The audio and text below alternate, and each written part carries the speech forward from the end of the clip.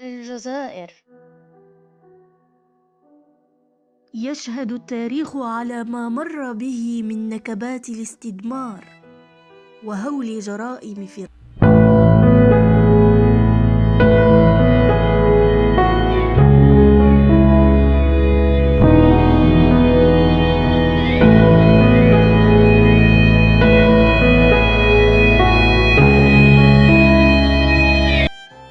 معتقل واد العنب يبدو للوهلة الأولى مجرد بناء شيده الاستعمار على غرار المعتقلات الأخرى، إلا أنه في حقيقة الأمر ينطوي بين جدرانه تفاصيل حقبة ثورية عاشتها جوهرة الشرق عنابة. فمتى بني وكيف تأسس؟ 1884 كاسطبل لتربية الحيوانات من طرف المعمرين الكولون. وفي سنة 1955 حول إلى مركز تعذيب. الأسباب لأن الثورة بدأت وانطلقت هنا في مناطق قيدوخ. بني معتقل واد العنب سنة 1884 بادئ ذي بدء كاسطبل للمواشي، استحال بعدها مخزنا للفحم ليمسي إبان ثورة التحرير المجيدة، مركزا للتعذيب واستنطاق الجزائريين من مناضلين ومواطنين. في هذه السنة أي سنة 1955. وفي سنة 1957 أعيد معتقل، أطلق عليه اسم معتقل. الأسباب كان يحمل في قليلة من المساجين، ولما كما قلنا كثر المساجين أطلقوا عليه اسم المعتقل. كان يتحمل 10 ولا 20، اليوم أصبح حتى 5000 معتقل في مكان واحد. المقر هذا والله يا الرغي ما يسكت منه ليل ونهار. هذا المقر ما حسبتش باللي راني وقعت عليه هذاك الساعة خويا بعد محكوم في الفونتير تاع تونس، ولكن هذا المقر هو مقر عظيم. أو الشيء اللي دار فيه استعمار الرغي راهو ما يسكت لا ليل ولا نهار. الراغي ما يسكتش ليل ولا نهار، والموت يوميا كاين بيرة وشوال هنا. ممكن هو معبي شهداء.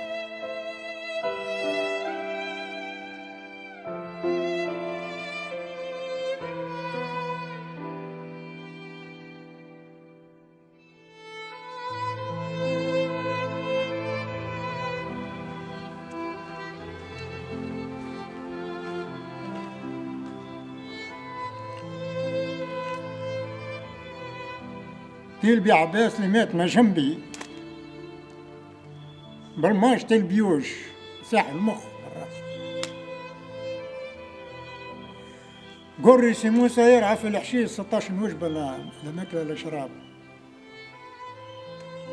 حاطين له صخره فوق منه كما اللي حطاه على بلال من عتوه بلال وتشوفها، حاطين له صخره كامله حواله بقاسم المركز، سلسله في رجليه ومسلسل من يديه، وعاملين له الحبل في رقبته ومطاشينه في الشجره تاع الكاليتوس.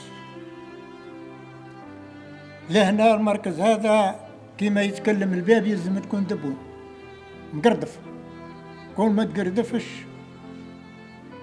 ما تدريش وين يطيش وين يضرب.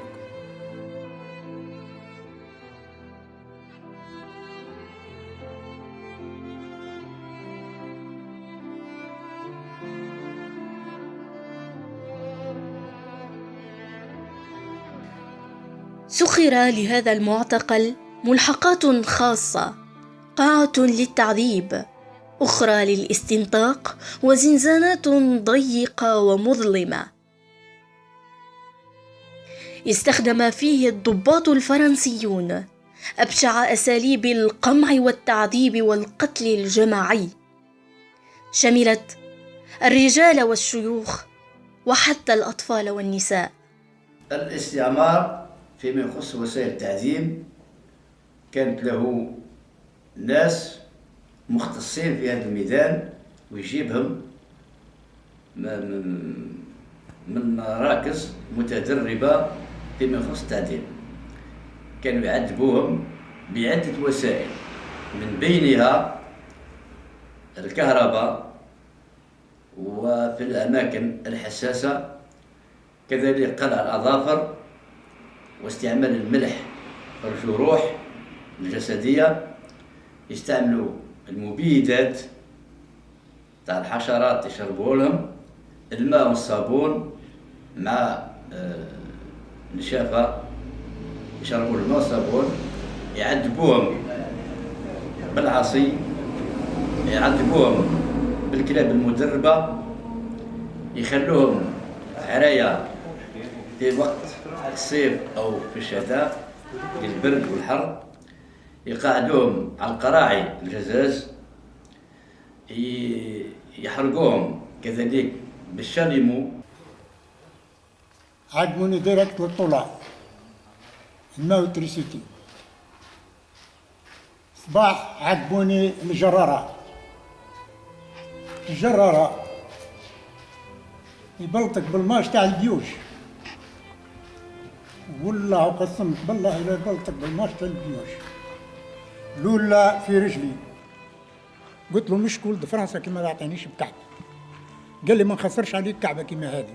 انا قلت لك بالعرق، ذراعي مبروم جرارة، كعبة رجلي مكسرة.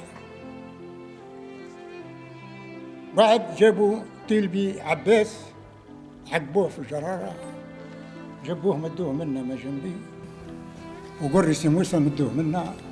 قريسي موسى حاطين عليه صخرة كما اللي حطها على بيدان 16 وجبة لا ماكلة ولا شراب. قريسي موسى تيلبي عباس يقول له تهدر ولا اني قلت لك، يقول له تشن يا ربي.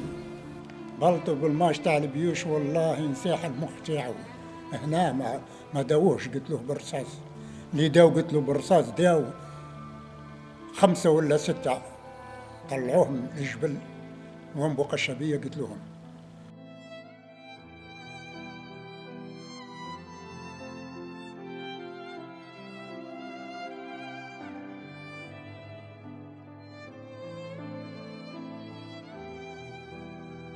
شاهدة زرقاوي فتيحة تعذبت وعندها يعني سمعة كبيرة ويعرفوها الناس تاع المنطقة هنا في ودانب، ويعرفوها الناس كذلك خارج بلدية ودانب. عذبوها وطلقوا عليها في الأخير الكلاب حتى ماتت. شهيدة رحمها الله.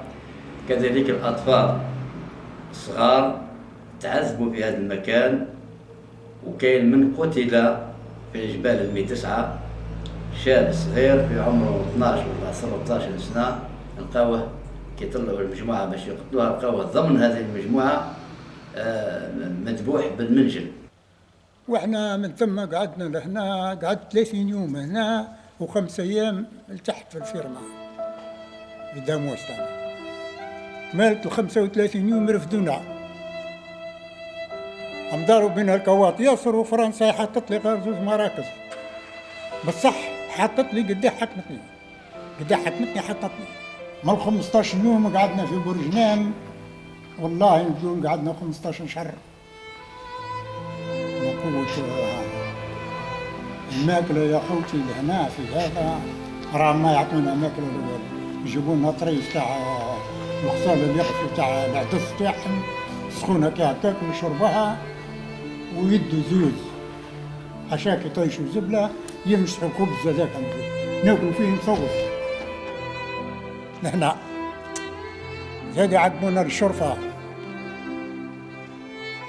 الشرفة درنا إضراب، حطني لجودان في تريبوتاي من الصباح للعشوة وانا في تريبوتاي واقف، وحط قصدي طولة 2 بالات قرب ويد عليك. كي جبدوني في العشية جبدوني يصفر خلاص قريب مت. طلعونا للسين، قعدنا 2 شهر و5 أيام. رفدونا داونا الملاحة، قعدنا نقول لك 8 10 أيام راح نخرجوا غرنا العسكر يضرب ويدير واحنا ولاو قالوا لهم ترفدوا، هزونا ديريكت للمسيلة.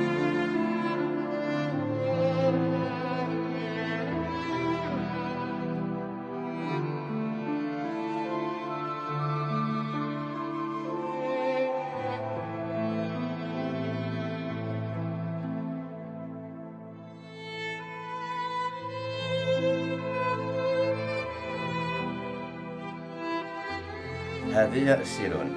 بعد ما يكملوا معهم التحقيق والتعذيب في المركز التعذيب اللي هو المعتقل، المجموعة اللي باش يديوها يقتلوها يجيبوها لهذا المكان، يجيبوها لهذا المكان 3 أيام 4 أيام ما تدريش كيفاش يهزوهم. يديوهم في الليل من 3 تاع الصباح ساعتين حتى للربعة، يهزوهم ويدوهم لواد الميلح والميت9، هذا من الأماكن متواجدين في جبل ليدوغ، ثم يقتلوهم بالرصاص في هذه الأماكن. هذه هي دور الجنزانة، يلموا فيه يعني 30 40 50 حتى ل100، ومن بعد من هنا كما قلت سابقا يبداو يختاروا الناس اللي باش يقتلوهم. هذا هي جنزانة، وهذا مكان تاريخي ومكان تعذبت فيه الرجال، وبفضلهم هما احنا اليوم قاعدين نتكلموا وقاعدين نهضروا ونقراو ونكتبوا. هما ضحاو من اجل احنا، من اجل اجيال المستقبل.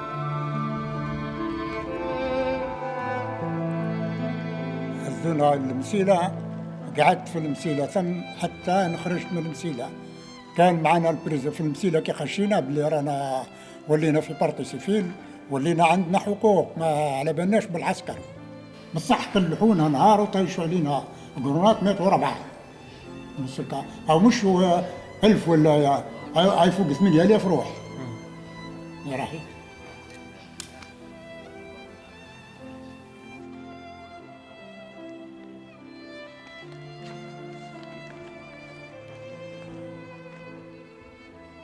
كان البريزيدان تاعنا قطاش طيب، لكن تسمع بيه ولا دير تاع هو البريزيدان ومقطوع كنداني يمور.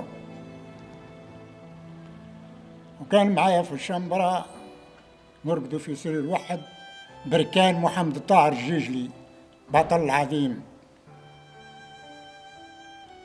وكان سمراني صالح كان منا من ولاية عنابة، مصطفى أبو الأحبال، كاشا محمد الشريف، صدراتي صالح ربي يرحمه، ورحت عزمت لجر القرون.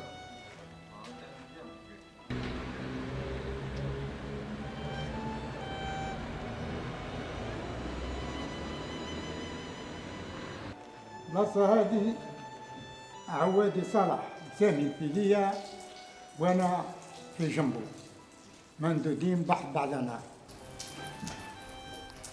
ونقرا هاي مندودة بحدنا من هنا كيتك حتى للبنية هذه، وهذه من هنا وهذه من هيه مندودين. هذه البلاصة اللي كانت صحت لي عندي 30 يوم وانا مندود لهنا.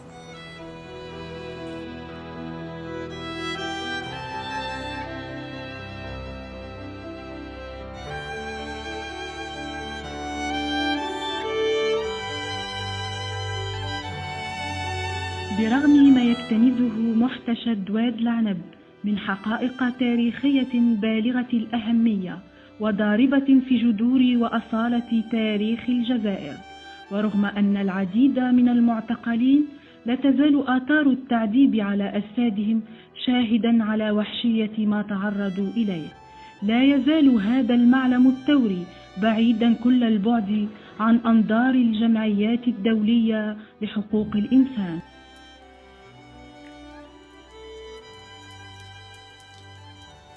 وكانوا بعد يقول لك فرنسا بدات مش عارف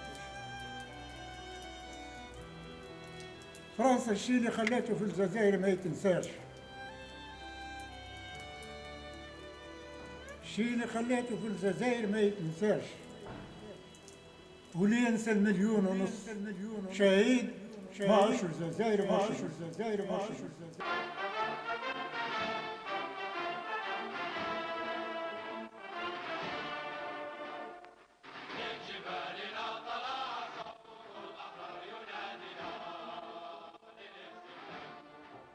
من المخلفات تاع ثورة التحرير الكبرى تاعنا وجدناها في مناطق مختلفة في جبل ليدو.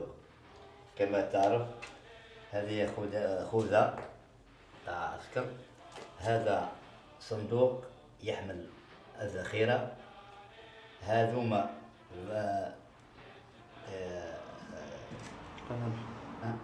هذوما كذلك يعني ذخيرة حية مازال راهي ماهيش يعني يمكن هذه راهي ذخيرة حية تاع سلاح ثقيل ولا هذا المسوس.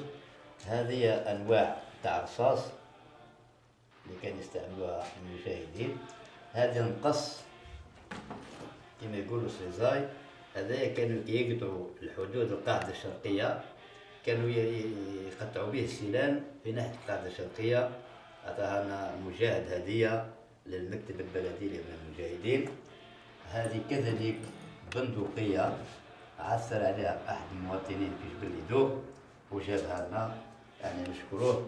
يعني هذه كما يقول حاجة صغيرة اللي قدرنا، ورانا بربي شر رانا في العمل، ورانا بربي شر كل ما نلقى حاجة اللي تهتم وعندها فكرة وعندها علاقة بالثورة نجيبوها لهذا المكان. ماذا بينا نتلهاو بهم ياسر ونجيبوهم من المقر هذا ونعطوهم وجدار استعمار في والديهم.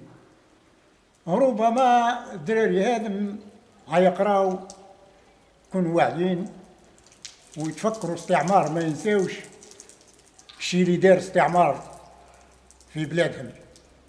يلزم يتبقاو متفكرين ويتبقاو حافظين بلادهم، وما غلطهم حتى إنسان. وطنك يا وطنك، ما يغلطك حتى إنسان. كلنا نتمناو باش هالمعلم التاريخي هذا يكون منظم ويكون عنده رجال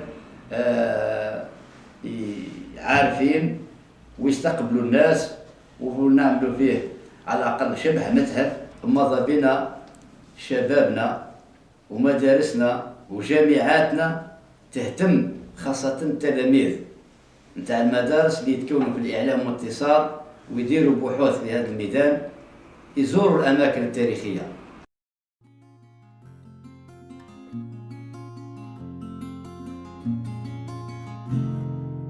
من جبالنا طلع صوت الأحرار ينادينا للاستقلال. من جبالنا طلع صوت الأحرار ينادينا للاستقلال، ينادينا للاستقلال، لاستقلال وطننا، ينادينا للاستقلال، لاستقلال وطننا. تضحيتنا للوطن خير من الحياة، أضحي بحياتي وبمالها